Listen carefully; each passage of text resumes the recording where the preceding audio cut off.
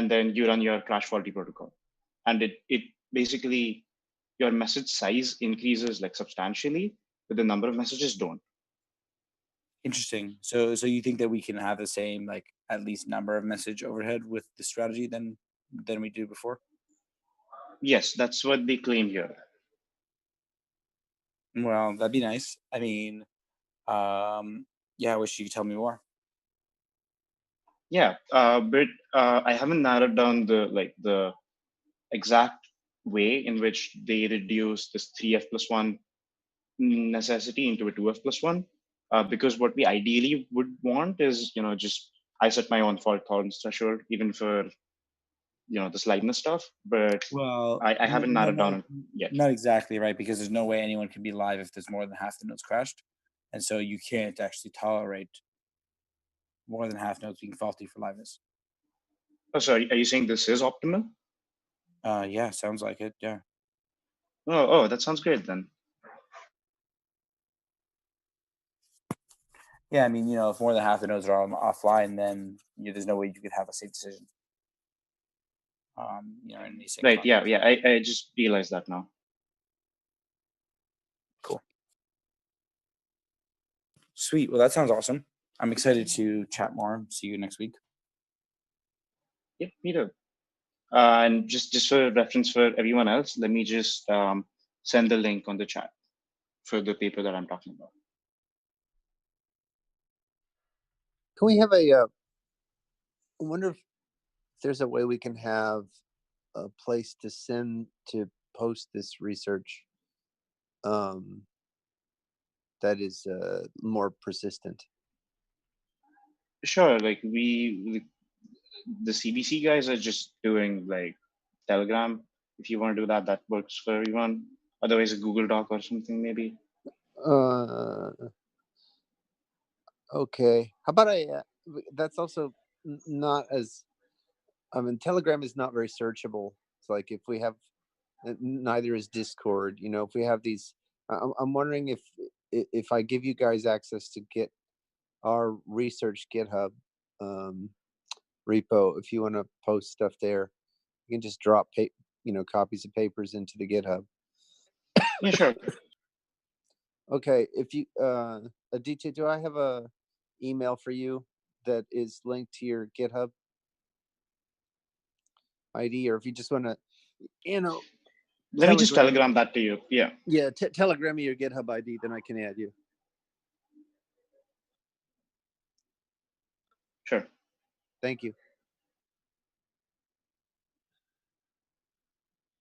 Any other updates on your guys' side?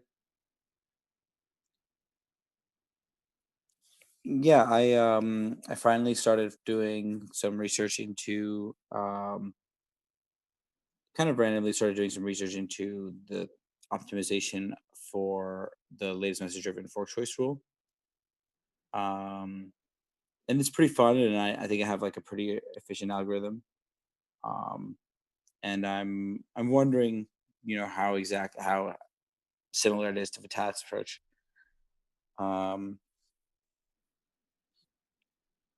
But basically, I have a kind of iterated algorithm, which chooses between the different decision points in the fork choice rule, and does it pretty efficiently. I'm pretty sure. And then the main kind of thing that's really left is to do the efficient update. I'm curious. Yeah, I'm not. I'm curious to see how this compares to previous work, but I'd be happy to describe it. So, Vlad, by, I guess, choosing the decision points, do you mean like you keep track of like the n-1 possible fork points to lead up to the n latest messages? Yeah. So yeah, like there's not gonna be that many of them. Like up to that. Yeah. It's something like that. That's right. So basically, so here's kind of how it works. Okay. So imagine that we have like a table for now of the latest blocks for every validator on each side of the table, and then like the entries of the table, being the last agreeing block that they have. So like the furthest back that two blocks can agree is the genesis block, and like So is this a matrix? yeah, I'm describing like a matrix, yeah. Okay. Where like in the diagonal there's going to be like the current block, right? Like in the diagonal of this matrix is like is answering the question like, when does this block last agree with this block? And the answer is like, oh, this block. And so basically, and then I kind of additionally add to the table the height of these blocks, and then I can pretty quickly identify two groups or more or n groups of validators, because it turns out that there's an equivalence relation that corresponds to being kind of, quote, in the same group, which means that you agree later than the earliest time that two blocks in the table disagree. So you can imagine that like you could search this whole table for the lowest height term, and then any two blocks that have a higher term than that are in the same group, and being in the same group is an equivalence relation. And so it's really, really fast to figure out what the different groups are. And then the one with the highest group wins in the ghost roll. And then we can basically drop all of the blocks, like the whole table, like everything that's in the table that isn't that highest group, high score group, and then repeat the process. So the nice thing about the algorithm is like, okay, the table gets smaller and smaller. It's really efficient to find the groups because we have these like we have this equivalence relation, which means that like, as soon as I find two, or if I find, so if I ask like, if I take a block and I ask who else is in the same group, then all of those blocks will also be in the same group with respect to each other. So I can just kind of go one block at a time and construct the groups as I go, and like never choosing a block that I haven't already put in a group. Yeah, that's interesting because I was actually working on something similar. I guess since last time we were on this chat, and like I guess the issue I found with that approach is that when you do updates, and assuming you're adding like one block at a time to the DAG, and so you're sort of like effectively updating one row of this matrix at a time, right? Yeah, that's right. Like one row / column. Yeah. Yep. But when you do that, like, so it's easy to do it when you're adding to, I guess, where your latest message is in the same chain as your current one, because the sort of the difference in fork points when you add the current block versus the parent is, or sorry, like if you have any block, let's say B, and it has a parent A, like the fork points between A and everything else is the same as the fork points between B and everything else, minus the fact that there might be a fork point at it. Besides A, yeah. But if your latest message swaps from like something totally different to another thing, you have to, if you effectively have to like replay a bunch of blocks in your perspective, if that makes sense. So I mean, we're just talking about finding the last time that the different blocks agree. So basically, like, we have to find, for this new latest message, the up to n-1 points that they last disagreed with the other latest messages. That is what we're talking about, right? Yeah, but I'm saying like when you do the updates, you're like forced to traverse the chain, or maybe I guess that's Yeah, you have to traverse from the new block to the points at which it disagrees with the other chains, and that's definitely, you know, a part of the that's the part of the algorithm that I haven't found like super fast way to do. yeah. Okay, Did you focus- sorry, I've been sort of I've been trying to do this in constant time, and I've been kind of You struggling. can't do it in constant time. That's what I was saying before. You know, if I'm basically this is in your the number of validators or blocks, constant this time. is- What? Sorry, In the number of blocks, but not validators. Yeah. but not validators. if you that's why I sent you that whatever it is, Edmonton algorithm, right? I think that's, you know, this is based upon your splittings representation, right? Mm-hmm. No, I was talking to Kent. Well, so I was hoping for an amortized cost and time, right? Because you're only adding one block at a time, but like, I mean, But each okay, edition is like let me put it this way: it's definitely possible if you like keep track of all the blocks, right? That's obviously like a, how should I say it?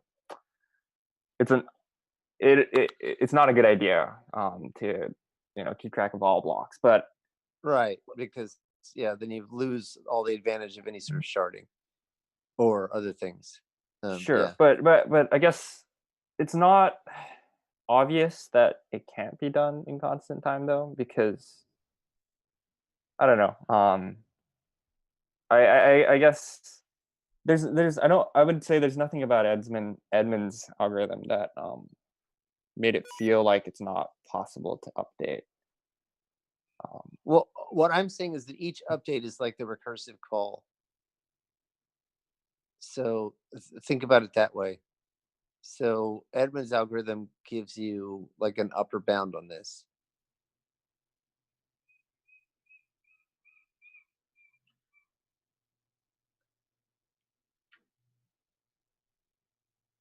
Yeah, I mean, I guess I'm not sure. Yeah, like Okay, I mean we can yeah. we can argue it out in Discord, but I don't think constant time is going to be feasible. Or let me put it this way: I think any constant time algorithm is going to be traded off against a massive space explosion. Sure, that sounds more reasonable. Yeah, and I wonder like how bad this space explosion would be, or if there's, or maybe another approach would be like you kind of constrain your how your latest messages can swap, and that would constrain the space too. I don't know, just spitballing. Sure, understood. Vlad or Aditya, did you get a chance to take a look at that paper I sent about the error correcting codes and aliveness? No, sorry, not yet. No worries. What I was realizing that one way to think about the error correcting codes is like it's an upfront on the simple ones. It's sort of like an upfront voting procedure. So, for example, consider the case where you send a single bit multiple times, and then you consider, like, for example, you send a single bit 3 times, right? And then you map the receipt of some noise or corrupted 3 bits as, like, for example, if the bit is 0 and you receive 001, then you take that code word as essentially 0, Likewise, if the bit is 1 and you receive, something like 101, then again you've got 2 out of 3 votes for 1, so you treat that as a 1. So that's Is that go ahead. that's under that basically just like translates your network from like non-reliable to reliable, right? That's right. That's right. So um, but there's a correlation between that and your and the Byzantine faults as well. So the paper actually distinguishes crash faults from Byzantine faults and gives you upper bounds on how far apart in Hamming distance the vectors can be in order for a particular condition. So what a condition does is it describes a Hamming distance style ball around a an input vector or a set of input vectors. Right. So you start with your target, and then the question is, how do we describe conditions on sets of vectors that will allow us to terminate the agreement protocol, where the agreement protocol is mapped out in the paper. And it's effectively just an iterated broadcast, right? So I got something, I send it to everybody. I got something, I send it to everybody. Along with my updated statement about what the agreed value is. So it's a very, very simplistic agreement protocol that more or less maps onto what's going on with Casper, which is that plus a safety check. So the idea is that you can only be so far away, or you have to be so far away in the dual sense of things. You have to be so far away in terms of this Hamming distance space in order for that. Sorry, I missed a step in the argument. A condition is going to be some constraint on those on that space of vectors, so that identifies some collection of vectors. And what they show is that all constraints that will give you liveness correspond to a bound on your Hamming distance from your Hamming distance ball, effectively. So that's the core insight, which means that you can, any constraint that's going to give you liveness can be turned into one of these Hamming distance balls, right? So that's and these Hamming distance balls correlate to error correcting codes. So that's the steps in the argumentation. Let me just stop there and say, does that make sense? Do you understand what I'm saying? Yeah, definitely. That gets me super interested into reading this paper. Cool. Yeah. So it's a pretty concise, clear set of steps to make the argumentation, and what it ends up doing is saying, I don't have, if I'm going to get liveness at all, it's got to be expressible in terms of one of these error correcting codes, at least within this particular setup. And it's interesting to note that they look at both agreement over shared memory and agreement over message passing, right? So they're and they view those as effectively interconvertible, which is exactly the same perspective that is held in a process calculus setting, that shared memory and message passing are effectively the same thing if you abstract over names. So it's a so it's a natural fit for the way at least the R chain folks are thinking about these protocols. Now go ahead. Yeah, I was just saying that's pretty interesting. Yeah, and so the one thing that I've noticed is that all the error correcting protocol, the classical error correcting protocol work, is making assumptions about the nature of the data that is not necessarily true in more realistic settings. So, in particular, they're making assumptions about um, always being able to represent data in bits and bytes, which is theoretically true, but in the case of highly structured messages, um, the highly structured message, the structure of the messages would then correspond to patterns of communication, right? And so that's it. You get some compression if if instead of having to go through some communicative dance, you can send structured data.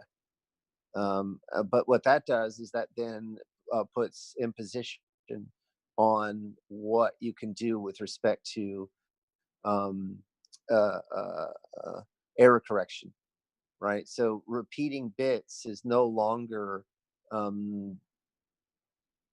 no longer the simplest way to, like with bits, you only have so many ways that things can go wrong, right? You can diddle the bit or you can swap the order. But when in a highly structured message, you can modify the structure in lots of ways. um and so that gives you this interesting set of trade-offs. So if you think about it, right, um you can transform a problem like that into a situation where you've got a a channel abstracted as a process. So think about, p par q. So p par q can communicate if and only if there's a free name in p that is also shared in q, right? So both of them have to have some free name x, and then they can communicate.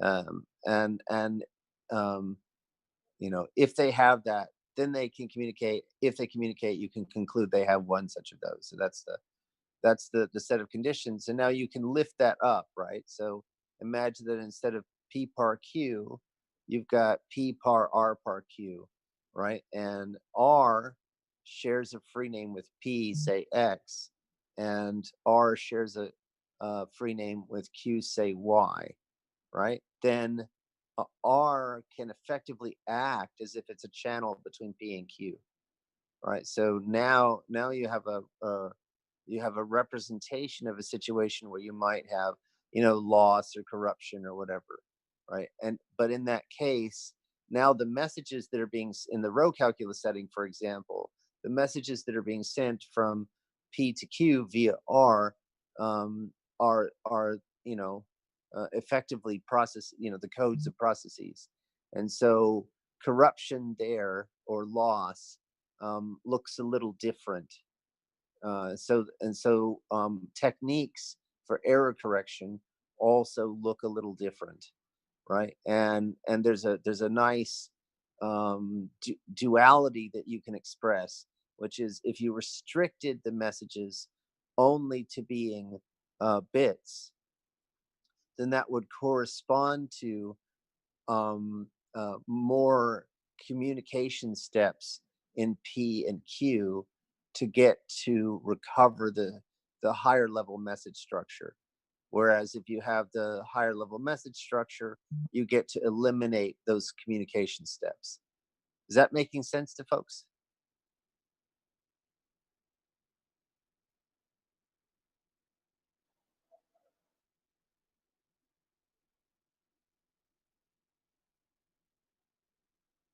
Ooh. Yeah, sorry, it's a bit tough. Okay. So, um, I guess I need to draw some pictures. It's really, it's it it's just like, if if if we want to, it's just like, you have the same thing if you want to encode higher levels of information in binary, right?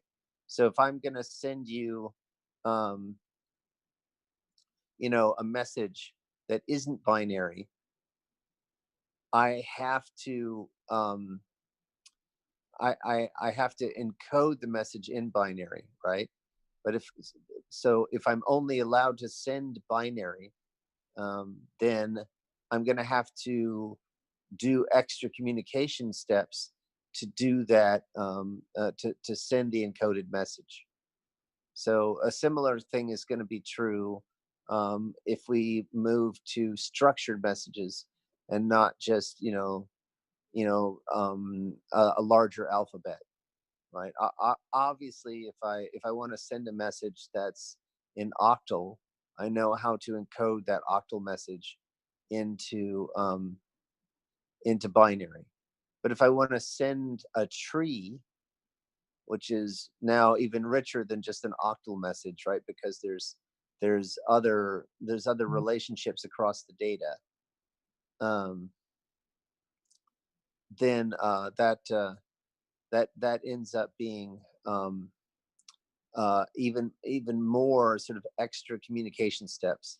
So there's a duality between structured data and communication steps, right? And it should be an obvious one. Does that make sense to you? Not really, to be honest. Oh wow, this is crazy. So there's an analogy between structured data and communication.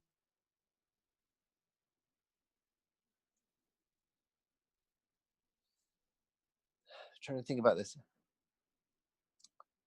So if P and Q are only allowed to send 0 or 1 per com event, right? So we can understand that discipline, right? That's clear. Sure. Okay, all right. So now if I want to send a word in octal, right, I'm going to have to encode that in a bunch of com events. Is that clear? Mm-hmm. Okay, so clearly there's a correlation between higher level data and more communication dancing, right? More com events. And so when I observe a discipline where I send only bits. Yeah, does that make sense?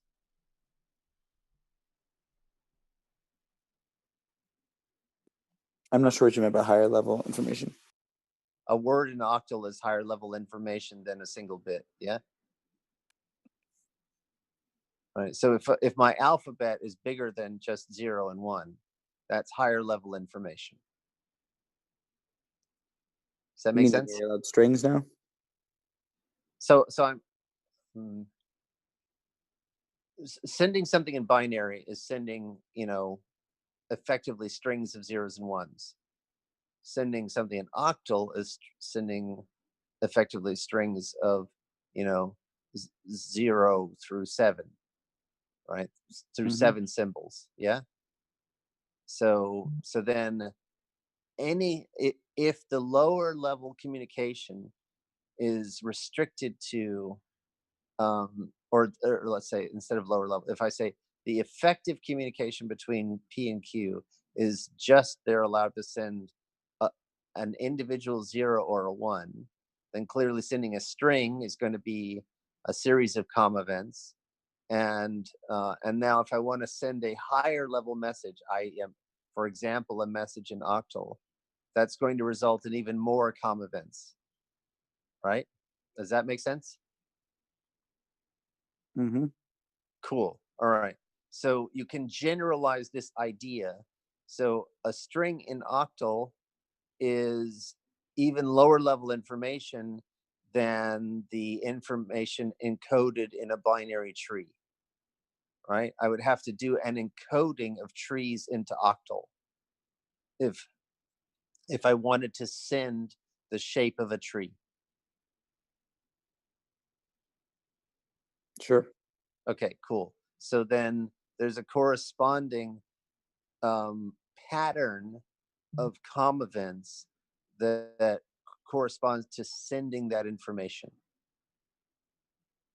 And now you can see that there's a one for one is not the right kind of word, not right kind of wording. There's a trade-off between the structured information and the communication dance between the processes.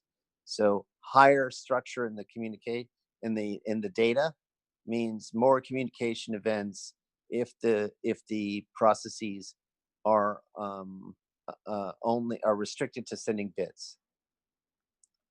Mm-hmm.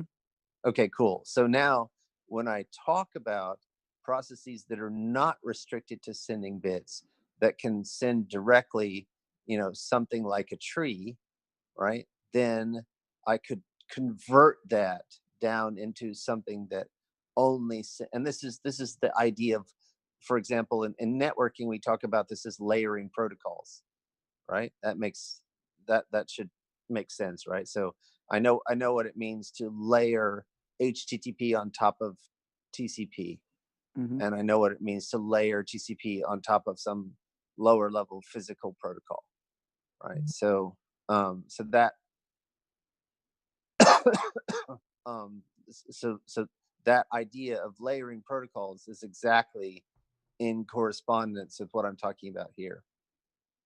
So the error correcting protocol is that's organized around bits is not the same as an error correcting protocol that would take into account that you have structured information.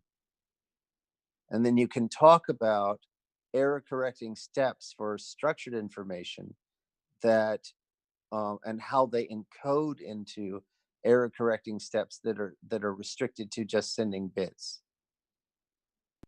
Does that make sense?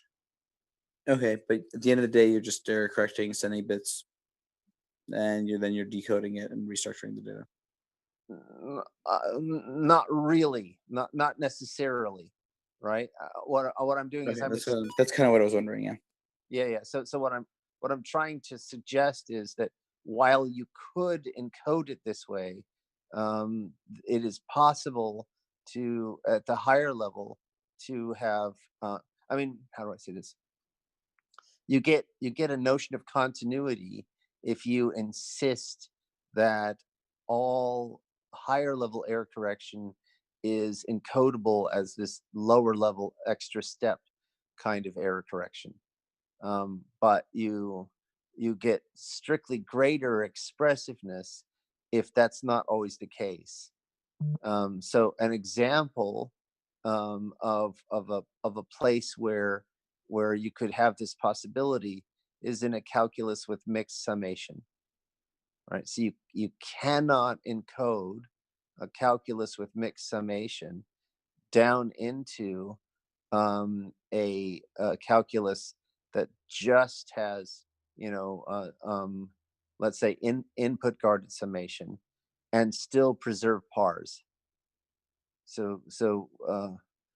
Paolo Medici, proves this result. So in some sense, there's a stronger or more expressive notion of communication in mixed summation, and this is directly correlated to what I was saying about, when you have a higher level information passed in your messages that doesn't correspond to, um, you know, just a more complicated pattern of sending bits. If you put constraints on how you're allowed to do translations, like if you have to be par preserving, for example, so that's the so that gives you some indication that you can have higher levels of expressiveness in these in codes that correct for more highly structured messages.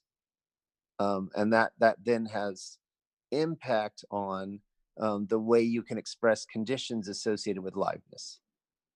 So I'm just expanding the arsenal of tools that's already provided by this framework, right? So they give a basic framework that says every condition that leads to liveness can be expressed in terms of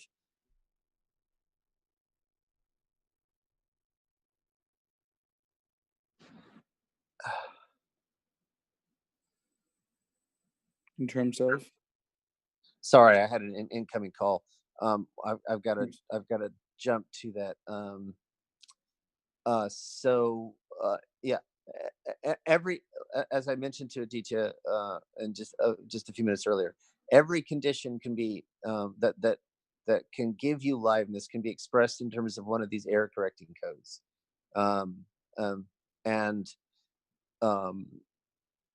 what I'm suggesting is that you get an even richer set of conditions if you get a richer set of error correcting codes that arise from more highly structured messages. So that's the sort of the summary or shape of the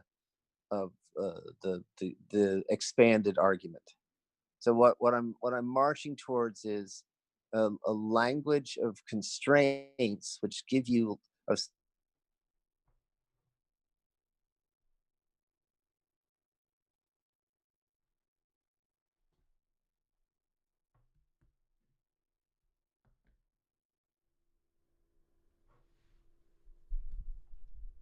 Oh, did we lose him again? Yeah, I think we lost him again. Hey, I just have a quick question for you guys. Were you able to join the Zoom room without me being here? Yep. Okay, Yep. cool. So Mhm. Greg couldn't get in, so I just was wondering. Sorry for being late this morning. Yeah, don't worry about it.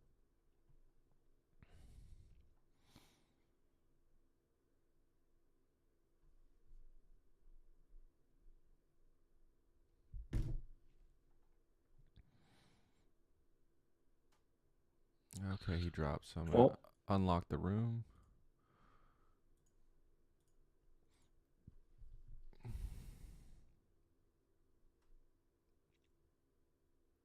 I guess while we wait, Vlad, do you mind if we? Sorry, I think I kind of interrupted you earlier, but were you finished with the estimator?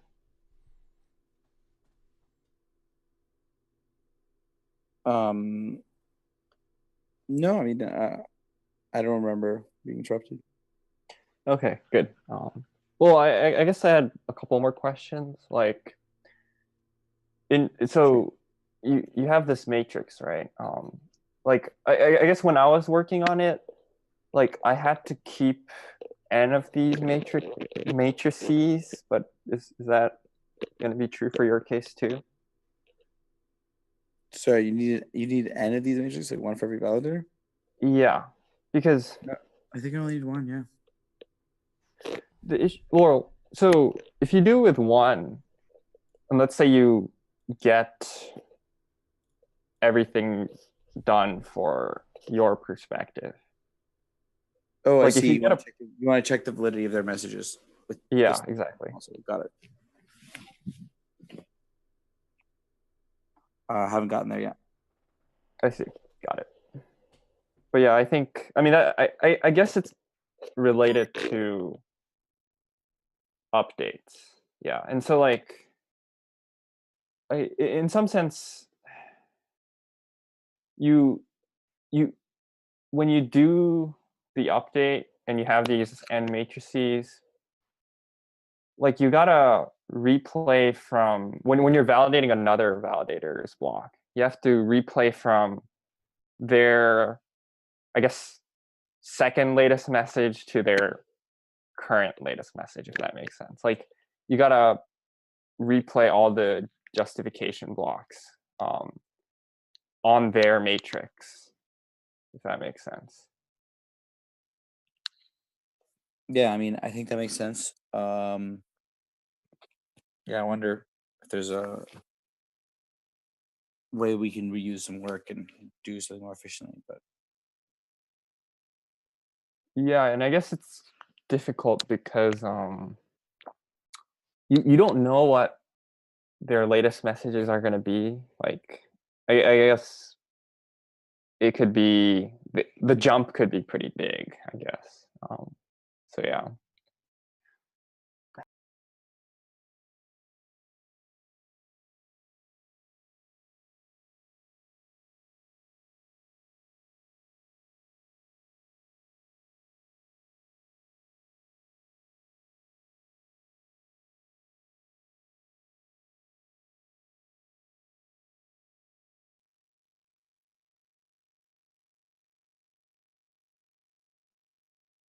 Yeah, I hear you. I wish you had Vitalik here. Vitalik has been working on this,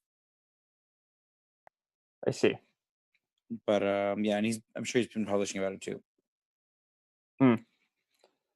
Yeah, I guess it will be a tricky problem. I can see. Yeah. Well, I mean, it's tricky engineering, really.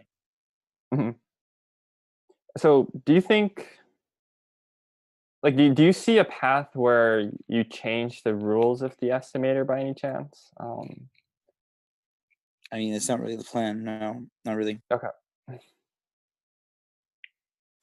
Yeah, because I feel like maybe it's possible if you did change the estimator, but In a way that where it's still max weight driven. What do you mean?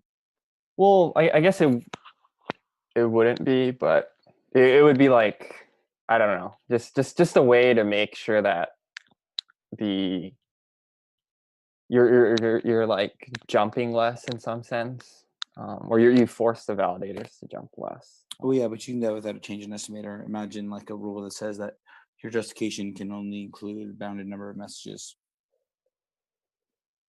Yeah, that or like your update from your previous latest message can only be bounded, something like that. Yeah. Mm-hmm. And there might be ways to also have you put in your justification some information which will make it efficient to verify, or more efficient to verify. Yeah, or in fact, like, I guess if you had a constant, if you said like, for every latest message you output, you're forced to update one latest message from every other validator. So you're always At most one, you mean? well, I mean, yeah, I guess it doesn't work, but it would be nice if it worked, because if it was always one, just for the sake of example, then when you're doing the updates on your matrix, you'll also know how to update someone else's matrix. But yeah, I see it's like, yeah, you can't, or you won't be able to progress if you force exactly one. But Well, yeah, I mean, but you can have at most one, which is pretty close, right?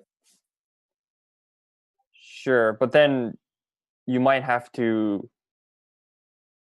you effectively might have to like undo operations on a matrix. But maybe if you like kept, I don't know, like on each matrix you kept like a log that is that sort of shows the changes if they included this latest message in their justification, and like if that becomes true then you keep it in, and if it doesn't then you kick it out, something like that. But yeah, okay. Yeah, it's cool to think about. I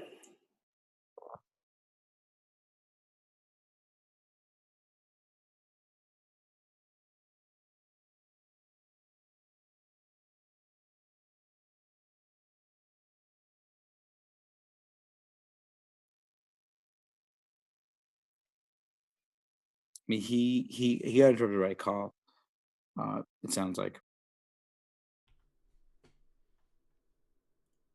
Yeah, well, this is unfortunate because we have a dev stand up in 4 minutes. Yeah, I'm sure that he's aware of that. Yeah. Maybe We can stay in here though if we you guys want to keep chatting. I don't mind. Well, I mean, I I'm back. actually have to. Sorry about that. Okay, great. Hey, Greg. Hey, yeah, I mean, it wasn't. I mean, I think you guys got the gist of what I was saying. Kind of. I just don't understand. Like the connection between the liveness strategy and the erasure codes. Yeah. Oh well. Oh, I think Aditya got that. So maybe you. But it's essentially what the. If you read the paper, it's very very clear. What they show is that there are only certain conditions that can lead to a liveness result, right? That lead to a termination of a safe protocol, and those conditions are expressible as effectively geometric conditions, using a Hamming metric, around a set of input vectors. So that's the first piece of the puzzle. And the second piece of the puzzle is to show that all such conditions are expressible as error correcting codes. So you get this nice thing. Error correcting code gives you a condition. The condition was guaranteed to, the condition is a geometric constraint on the Hamming distance, R ball around a set of input vectors. So that's the argument. Does that make sense? Do you understand that set of steps? I mean, except for the first part where there's like this big gap in my understanding. Yeah.